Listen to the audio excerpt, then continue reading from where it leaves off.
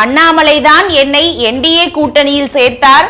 அவர் எங்களுக்கு உரிய மரியாதை கொடுத்தார். ஆனால் அவருக்கு இருக்கும் பக்குவம் நயினார் நாகேந்திரனுக்கு இல்லை. இபிஎஸ் மட்டும் இருந்தால் போதும் என நினைக்கும் நயினாருக்கு தமிழகத்தின் யதார்த்த அரசியல் தெரியவில்லை. நாங்கள் என்டிஏ கூட்டணியை விட்டு விலக காரணம் நயினார் நாகேந்திரன் தான்.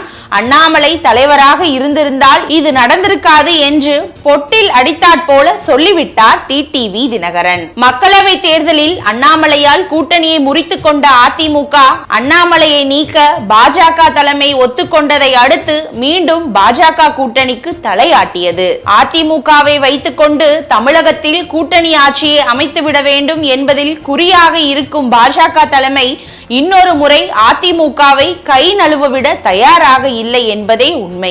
அதனால்தான் கூட்டணியை விட்டு விலகுகிறேன் என தர்மயுத்த நாயகன் ஓபிஎஸ் சொன்னபோது அவரை நிறுத்தி வைப்பதற்கான எந்த முயற்சியையும் அதிகாரப்பூர்வமாக எடுக்கவில்லை.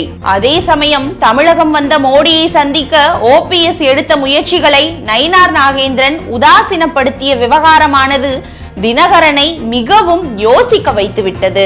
அப்போது இது குறித்து ரியாக்ட் செய்திருந்த அவர், பழனிசாமிக்கு பயந்து கொண்டு நாளைக்கே நம்மையும் பாஜகவினர் இப்படி உதாசீனம் செய்ய மாட்டார்கள் என்பது என்ன நிச்சயம் என்று தனது ஆதரவாளர்கள் மத்தியில் ஆதங்கமும் பட்டிருக்கிறார்.